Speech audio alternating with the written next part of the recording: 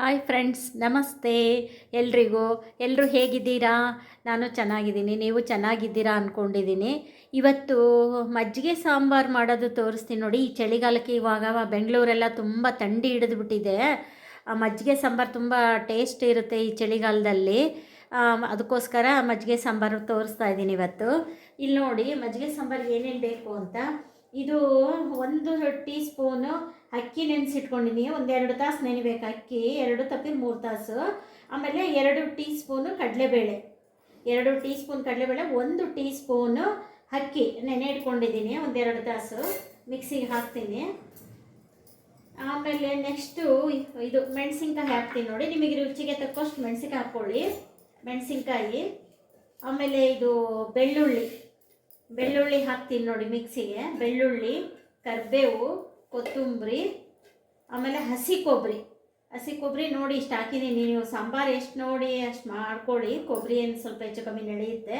ಇದೊಂದು 3 tea spoon ಇದೆ, 3 ತಪ್ಪಿನ 4 ಇದೆ. ನಮಗೆಲ್ಲ ಅಂದಾಜು ಮಾಡಿ ಹಾಕಿ ಅಭ್ಯಾಸ. ಇಷ್ಟ ಆಯ್ತಾ? ಮತ್ತು ನೆಕ್ಸ್ಟು 8 ಮೆಣಸು ಹಾಕ್ತಿದ್ದೀನಿ ರೀ. 8 ಮೆಣಸು ರುಬ್ಲಿಕ್ಕೆ ಇಷ್ಟ ಹಾಕ್ತಾಯಿದ್ದೀನಿ. ನೆಕ್ಸ್ಟು 1.5 ಸ್ಪೂನು ಜೀರಿಗೆ ಹಾಕ್ತೀನಿ ರೀ. ಜೀರಿಗೆ ಮೆಣಸಿದೆ, ಇದು ಚೆನ್ನಾಗಿರುತ್ತೆ ರೀ. ಇದಿಷ್ಟು ರುಬ್ಕೋಬೇಕ್ರಿ ಇವಾಗ. ಆಮೇಲೆ ಮೊಸರು ಅರ್ಧ ಲೀಟ್ರಿಗಿಂತ ಸ್ವಲ್ಪ ಕಡಿಮೆ ತೊಗೊಂಡಿದ್ದೀನಿ ರೀ. ಇಷ್ಟಿದೆ. ಇದು ಮಜ್ಜಿಗೆ ಮಾಡ್ಕೊತೀನಿ. ಇದನ್ನು ಮಜ್ಜಿಗೆ ಮಾಡ್ಕೋಬೇಕು ಮಿಕ್ಸಿಗೆ ಹಾಕಿ. ಖಾರ ರುಬ್ಬಿ ಆದಮೇಲೆ ಇದನ್ನು ಮತ್ತೆ ಮಿಕ್ಸಿಗೆ ಹಾಕಿ ಮಜ್ಜಿಗೆ ಮಾಡ್ಕೊತೀನಿ. ನೆಕ್ಸ್ಟ್ ಏನು ಅಂದರೆ ಒಗ್ಗರಣೆ ಹಾಕ್ಬಿಡ್ತೀನಿ. ಫಸ್ಟು ಒಗ್ಗರಣೆ ಹಾಕಿದ್ರೆ ಮಿಕ್ಸಿ ಮಾಡಿ ಹಾಕ್ಬೋದು ನೋಡಿ. ಇವಾಗ ಎಣ್ಣೆ ಸ್ವಲ್ಪ ಹಾಕಿದರೆ ಸಾಕು, ಈರುಳ್ಳಿ ಬೇಯೋವಷ್ಟು. ಇಷ್ಟು ಈರುಳ್ಳಿ ಇಟ್ಕೊಂಡಿದ್ದೀನಿ ನಾನು, 1 ಬಟ್ಲು. ಇದಕ್ಕೆ ಈರುಳ್ಳಿ ಜಾಸ್ತಿ ಇಡಬೇಕ್ರಿ. ಈರುಳ್ಳಿ, ಕಡಲೆಬೇಳೆ ಒಗ್ಗರಣೆ ಇಷ್ಟು ಇಟ್ಕೊಂಡಿದ್ದೀನಿ. ಇದು 2 ಅಥವಾ 3 ಟೀ ಸ್ಪೂನ್ ಇದೆ. ಕಡಲೆಬೇಳೆ ಒಗ್ಗರಣೆಗೆ ಚೆನ್ನಾಗಿರುತ್ತೆ. ಆಮೇಲೆ ಇದು ತೊಗರಿಕಾಳು ಬೇಕು ಅಂದರೆ ಹಾಕ್ಕೋಬೋದು, ಬೇಡ ಅಂದರೆ ಬಿಡ್ಬೋದು. ನಾನು ಮನೆಯಲ್ಲಿ ಸುಲಿಟ್ಕೊಂಡಿದ್ದು ಹಾಕ್ತಾಯಿದ್ದೀನಿ ಒಗ್ಗರಣೆಯಲ್ಲಿ. ಹಸಿ ತೊಗರಿಕಾಳು, ಇದು ಹಸಿದು ಬರುತ್ತಲ್ಲ ಈ ಸೀಸನಲ್ಲಿ, ಹಸಿ ತೊಗರಿಕಾಳು ಒಗ್ಗರಣೆಯಲ್ಲಿ ಮಾಕ್ಸೋದು. ಇವಾಗ ಎಣ್ಣೆ ಹಾಕ್ತಾ ಇದ್ದೀನಿ ನೋಡಿ. ಈರುಳ್ಳಿ ಬೇಯೋಷ್ಟು ಹಾಕಿದರೆ ಸಾಕು. ಇದಕ್ಕೇನು ಸಾಂಬಾರಿಗೆ ಸ್ವಲ್ಪ ಎಣ್ಣೆ ಸಾಕ್ರಿ ನೋಡಿ. ಇಷ್ಟು ಹಾಕಿದ್ದೀನಿ. 3 ಟೀ ಸ್ಪೂನ್ ಇದೆ.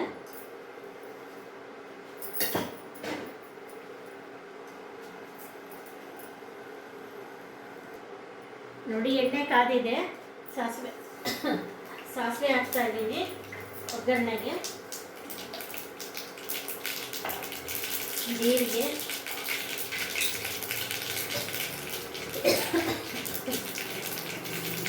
ನೆಕ್ಸ್ಟ್ ಕರಿಬೇವು, ಆಮೇಲೆ ಕಡಲೆಬೇಳೆ. ಇದೊಂದು 3 ಚಮಚ ಇದೆ ನೋಡಿ ಕಡಲೆಬೇಳೆ. ಇದು ಕಡಲೆಬೇಳೆ ಒಂಚೂರು ಕೆಂಪಾದ್ಮೇಲೆ ಈರುಳ್ಳಿ ಹಾಕ್ಬೇಕು ರೀ. ಸ್ವಲ್ಪ ಕೆಂಪಾಗಬೇಕಿದು. ಆಮೇಲೆ ತೊಗರಿಕಾಳು, ಈರುಳ್ಳಿ ಹಾಕ್ತೀನಿ. ಸ್ವಲ್ಪ ಕೆಂಪಾಗಿದೆ.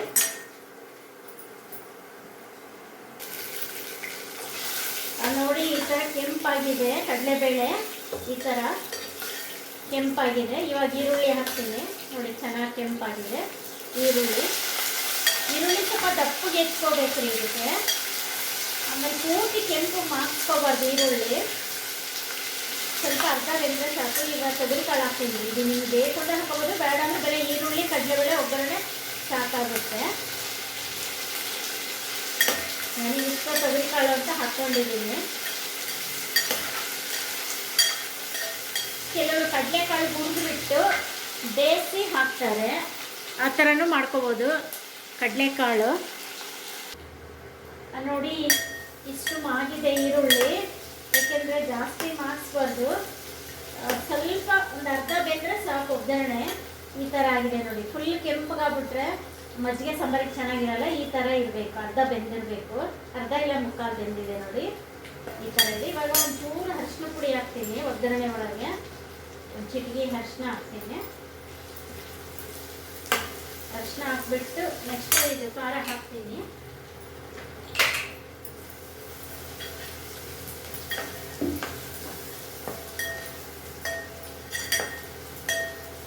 ಈಗ ಖಾರ ರುಬ್ಕೊಂಡಿನಲ್ರಿ, ಇದು ಹಾಕ್ತೀನಿ. ಹಿಂದಿನ ವಿಡಿಯೋದಲ್ಲಿ ಹಸಿದು ಮೊಸರಿನ ಖಾರ ಅಂತೀವಿ, ಮೊಸರಿನ ಮಾಡಿ ತೋರಿಸಿದ್ದೀನಿ ರೀ ನಾನು. ಹಸಿದು ಬೇಸಿಗೆ ಚೆನ್ನಾಗಿರುತ್ತೆ ಮೊಸರಿನ ಸಾಂಬಾರು, ಅದು ಕುದಿಸಂಗಿಲ್ಲ ಹಸಿದು.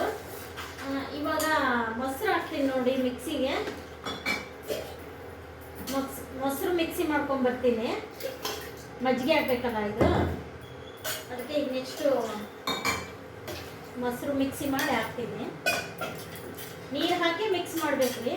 ಖಾರನೇ ಆಗಲಿ ಯಾವುದೇ ಆಗಲಿ, ಅಕ್ಕಿ ಹಾಕಿರ್ತೀವಲ್ಲ ಒತ್ತುತ್ತದೆ, ಅದಕ್ಕೆ ಸ್ವಲ್ಪ ನೀರು ಹಾಕಿ ಕಲಿಸ್ಬಿಟ್ಟು ಈಗ ಮೊಸರು ಮಜ್ಜಿಗೆ ಮಾಡ್ಕೊಂಬಂದು ಹಾಕ್ತೀನಿ. ಇದಕ್ಕೆ ಒತ್ತುತ್ತೀ, ಇದು ಸ್ವಲ್ಪ ಉಕ್ಕಿ ಬಿಡುತ್ತೆ. ಫುಲ್ಲು ಕುದಿಬೇಕಾರೆ ಗ್ಯಾಸ್ ಮುಂದೆನೇ ನಿಂತ್ಕೊಂಡು ಒಂದು ಸ್ವಲ್ಪ ಕುದಿಸಿ, ಒಂದು 2 ನಿಮಿಷ ಕುದಿಸಿದ್ರೆ ಸಾಕು. ಇದಕ್ಕೆ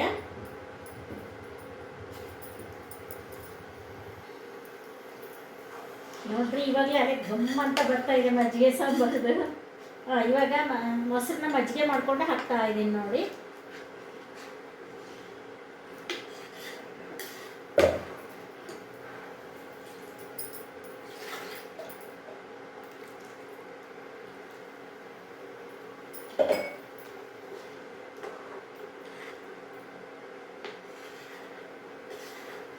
ಈ ಥರ ಆಗಿದೆ ನೋಡಿ. ಇನ್ನಷ್ಟು ಉಪ್ಪು ಹಾಕಿದರೆ ಆಯಿತು.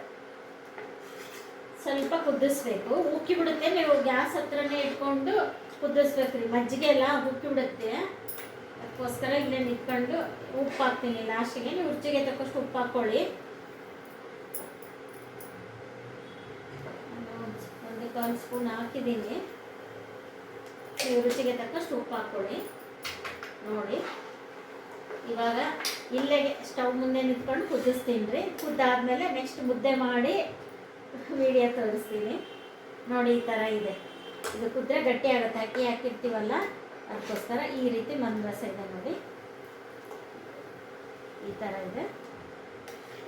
ಅಂದರೆ ಅಕ್ಕಿ ಹಾಕಿರೋದ್ರಿಂದ ಕುದ್ರೆ ಗಟ್ಟಿ ಆಗುತ್ತೆ, ಅದಕ್ಕೆ ಇಷ್ಟು ನೀರು ಮಾಡಿದ್ದೀನಿ. ಇದು ತುಂಬ ಚೆನ್ನಾಗಿರುತ್ತೆ ರೀ, ಆರೋಗ್ಯಕ್ಕೆ ತುಂಬ ಒಳ್ಳೆಯದು. ಈ ಚಳಿಗಾಲ ಮೆಣಸು ಜೀರಿಗೆ ಹಾಕಿರ್ತೀವಲ್ಲ, ತುಂಬ ಒಳ್ಳೆಯದು ನೋಡಿ. ಈ ಥರ ಚೆನ್ನಾಗಿ ಕುದೀತಾ ಇದೆ ಸಾಂಬಾರು.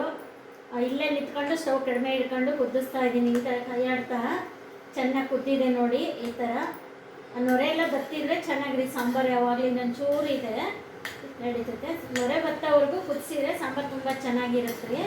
ನಂದೆಲ್ಲ ನೊರೆ ಬತ್ತಿದೆ ರೀ. ಇದೊಂದು ಸ್ವಲ್ಪ ಇದೆ, ಇದು ನಡೀತೈತೆ ಒಂಚೂರು. ಮಜ್ಜಿಗೆ ಸಾಂಬಾರಲ್ಲ, ಇದು ಸ್ವಲ್ಪ ನಡೀತೈತೆ. ಈಗ ಸ್ಟವ್ ಆಫ್ ಮಾಡ್ತೀನಿ ನೋಡಿ. ಕುದೀತಾ ಇದೆ ಚೆನ್ನಾಗಿ, ಚಲಮಲ ಏನು ಕುದೀತಾ ಇದೆ. ಈ ಥರ ಚೆನ್ನಾಗಿ ಕುದಿಸ್ಬೇಕು ಈ ಸಾಂಬಾರುಗಳೆಲ್ಲ ಆಗಲ್ವ. ಆಗಿದೆ ನೋಡಿ. ಸ್ಟವ್ ಆಫ್ ಮಾಡ್ತೀನಿ ನೋಡಿ. ಈ ಥರ ಮಜ್ಜಿಗೆ ಸಾಂಬಾರು, ಜೋಳದ ಮುದ್ದೆ, ಮಾವಿನಕಾಯಿ, ಉಪ್ಪಿನಕಾಯಿ, ಈ ಕಡೆಗೆ ಮಜ್ಜಿಗೆ ಮೆಣಸಿನ್ಕಾಯಿ, ಹಪ್ಪಳ, ಸಂಡಿಗೆ, ಪಕೋಡ ಎಲ್ಲ ಇದೆ. ಬನ್ನಿ ಊಟ ಮಾಡೋಣ. ಎಲ್ಲ ಚೆನ್ನಾಗಿದೆ ಕಾಂಬಿನೇಷನ್ ಎಲ್ಲ. ಈ ಚಳಿಗಾಲಕ್ಕೆ ಮಜ್ಜಿಗೆ ಸಾಂಬಾರು ತುಂಬ ಚೆನ್ನಾಗಿರುತ್ತೆ. ನೀವು ಈ ಥರ ಮಾಡ್ಕೊಳ್ಳಿ, ತುಂಬ ಚೆನ್ನಾಗಿದೆ ನೋಡಿ ಟೇಸ್ಟು ಎಲ್ಲ. ಈ ಚಳಿಗಾಲಕ್ಕಂತೂ ಆರೋಗ್ಯಕ್ಕಂತೂ ತುಂಬ ಒಳ್ಳೆಯದು.